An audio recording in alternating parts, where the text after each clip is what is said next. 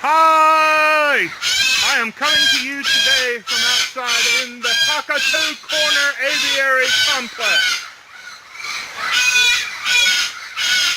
It is raining. I have no tripod, I have no microphone, and the birds are loud.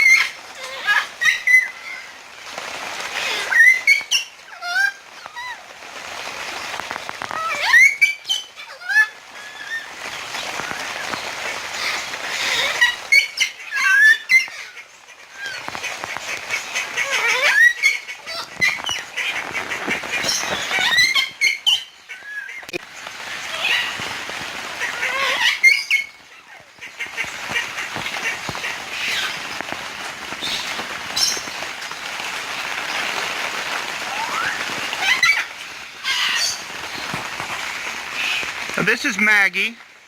Maggie is actually a boy. He is a Moluccan cockatoo, or a salmon-crested cockatoo, depending on what part of the world you're in. And he's upset because there are some new inhabitants to the Cockatoo Corner. This is Fluffy. He is our other male Moluccan cockatoo. And he is also unhappy today. Now this is Bubbles. She is a lesser sulfur-crested cockatoo, and her mate in the background is Bam Bam. And they really don't care. They have each other, they have plenty of food, they have toys. They are as happy as can possibly be. Now Oscar also doesn't care. Oscar just wants to be petted. Hey!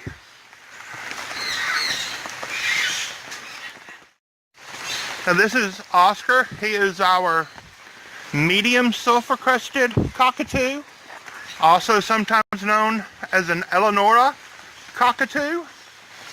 He also does not care.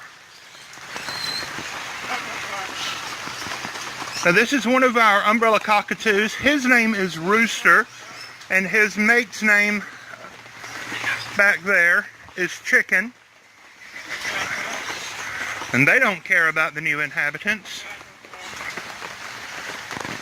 And here are our other umbrella cockatoos. This is Fred. He's the male of this pair. What are you saying, Fred? Hello, Fred.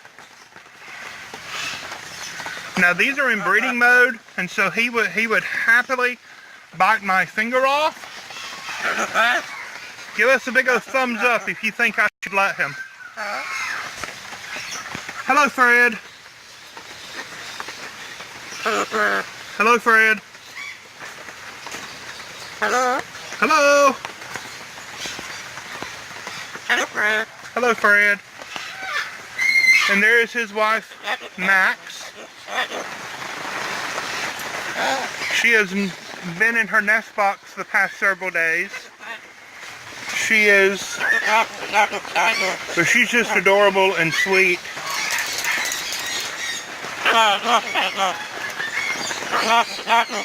But she's showing some territorial signs also. That was Fluffy in the background screaming.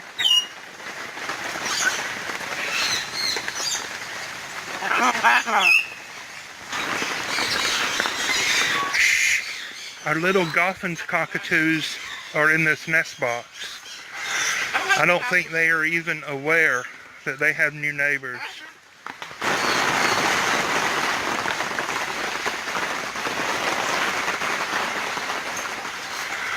So the cockatoo cages are arranged with this aisleway in the middle. The aisleway is 10 feet wide and 30 feet from one end to the other. And we have it enclosed with this framework, and it goes up to over 10 feet tall at the top. And in here on the ground, that's just some scratch seed. You can see that there are pheasants and ducks and pigeons, and I have a flight cage separating Fluffy from Chicken and Rooster, the umbrellas, and it has the Arabian trumpeters and the yellow golden pheasants in it.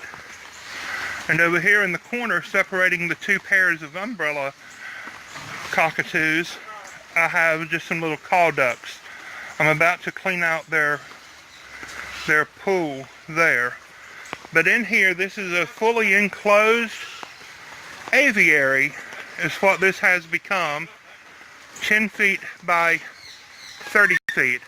That was intentionally designed as a catchway in case any of the cockatoos got loose. It's Jonathan demonstrating the barn door that we built with the automatic closure. He's just standing there. We have a video about that. Yeah, I currently messed up because of the mud. There's too much mud on the ground, he says. But my intentions were to put peacocks here in the middle. Just a pair, maybe a trio. And that is what we're going to do. I have a young pair of, I'm wet, my beautiful curls have collapsed. The birds have to be fed every day whether it rains or not. I do have a pair of white peafowl. And they will eventually come into here. But for now, we have some other people, other birds that are living in here. This is a pair of sweetgrass turkeys. Now this is a color variant of the royal palm. This is a old heritage breed that is very rarely seen. Now the male, they're both young. So this is the male. He's larger than the female, of course. We put them up on this perch. It's about 8 feet off the ground. Just to give them time to be acclimated a little.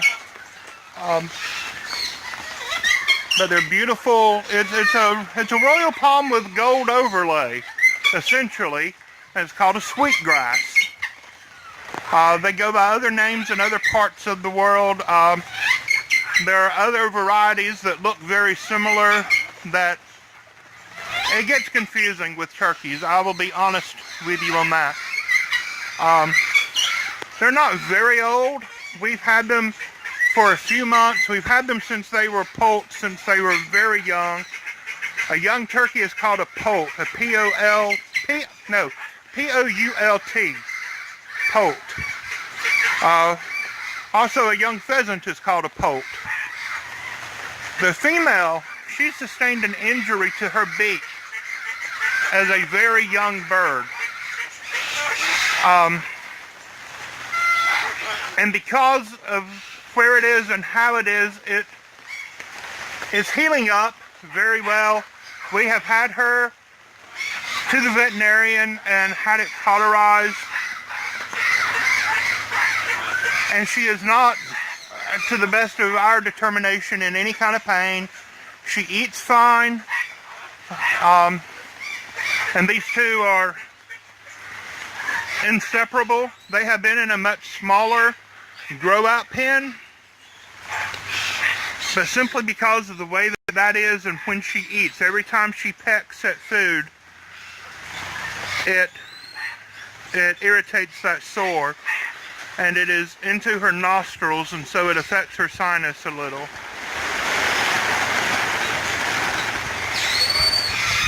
But I think that they are just absolutely beautiful, and I hope you agree. Whoop, whoop, whoop, whoop. He hasn't gobbled yet. I'm waiting for that. Hear him go. Come on, guys, go. Come on.